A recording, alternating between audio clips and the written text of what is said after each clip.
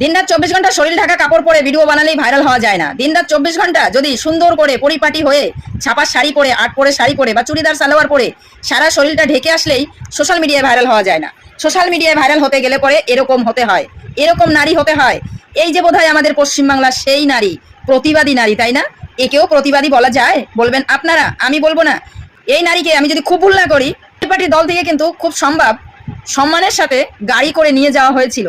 আবার বোধহয় কিছুদিন পরে বোধহয় ঝাঁটাপিটা করে বিদায় করেছে, খুব সম্ভব। ভালো মতন আমার যদিও মনে নেই, তবে আজকে আর কথা না বলে পারলাম না। আমি অনেক ভিডিও দেখেছি, আগে পরে দেখি ইগনোর করে চলে যাই যে কয়টার কথা বলবো, কার কথা বলবো, কেন বলবো, কি দরকার। কিন্তু আজকে দেখলাম সত্যিই দরকার আছে, দরকার না থাকলে হচ্ছে না। কারণ ইনি বলেছিল টলিউডের নায়িকাদেরকে যে 12 ভাতারি, আর সাথে তৃণমূল কংগ্রেসের যে নেত্রীরা আছেন তাদেরকেও বলছিল তারা নাকি 12 ভাতারি, ভাতা দেয় না 12 ভাতারি দেয়, মানে এরকম ইত্যাদি ইত্যাদি অনেক রকমের নারীদেরকে উনি অপমান করেছে, নারীদের চরিত্র নিয়ে কথা বলেছে। না, আমি তৃণমূল, বিজেপি, কংগ্রেস, সিপিএম করছি না। আমি বলছি যাদেরকে বলেছে তারা সবাই কিন্তু পশ্চিমবাংলার নারী। তাহলে সবার চরিত্রতে দাগ আছে। এই যে ধোয়া তুলসী পাতা, এই নারীর চরিত্রে দাগ নেই। ধোয়া তুলসী পাতাই নয়, একেবারে ঘি, গঙ্গা জল, মধু দিয়ে ধুয়ে রেখেছে নিজেকে। একটু পোশাকটা দেখেন, ভাইরাল এই সব করলেই হওয়া যায়। উনি ভাইরাল কেন হয়েছিল আজকে বুঝতে পেরেছি। আমি বুঝি না সত্যি যে কোন ভদ্রলোক ওনার সামনে গিয়ে মাইকটা ধরে রেখেছে আর ওনার বক্তৃতা নিচ্ছে। উনি এতটাই পপুলার একজন, মানে ইন্টারভিউ নেওয়া হয় আর তাই সেটা দিয়ে ভাইরাল হওয়া যায়। তা আমি বলি কি, যে ওনার ইন্টারভিউটা নিয়েছে নিশ্চয়ই সে পুরুষ মানুষ হবে হয়তো। দাদা ভাই, নিজেকে ঠিক রাখতে পেরেছিলেন তো?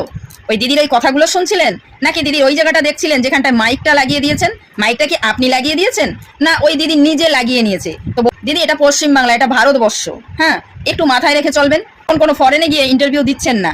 আপনি যে পোশাক পরেছেন, আপনাকে নারী বলতে আমার লজ্জাবোধ হচ্ছে, ঘৃণাবোধ হচ্ছে। আপনি হচ্ছেন নারী নামের কলঙ্ক। ছি ছি ছি ছি ছি ছি। পারলেন কি করে একটা মেয়ে মানুষ হয়ে? আমি দিনে দিনে দেখছি আপনার পোশাক কেবল ছোটই হয়ে যাচ্ছে, কেবল ছোটই হয়ে যাচ্ছে। তো এই সমস্ত করার জন্য সোশ্যাল মিডিয়াটা দয়া করে বেছে নেবেন না। আপনাদের জন্য আলাদা জায়গা আছে, যান ফটোগ্রাফি করেন, যত ইচ্ছে তত সোশ্যাল মিডিয়ায় ফটো ছাড়েন, যত ইচ্ছে তত ভাইরাল হন, কোনো সমস্যা নেই। কিন্তু আমাদের এগুলো দেখলে লজ্জা করে। দেখেন, ওই যে রেল লাইনে যারা নেচে বেড়ায় তাদেরকে যদি ছাপুরি বলতে পারি, তাহলে আপনাকে কি বলা যেতে পারে একটু আপনি বলবেন।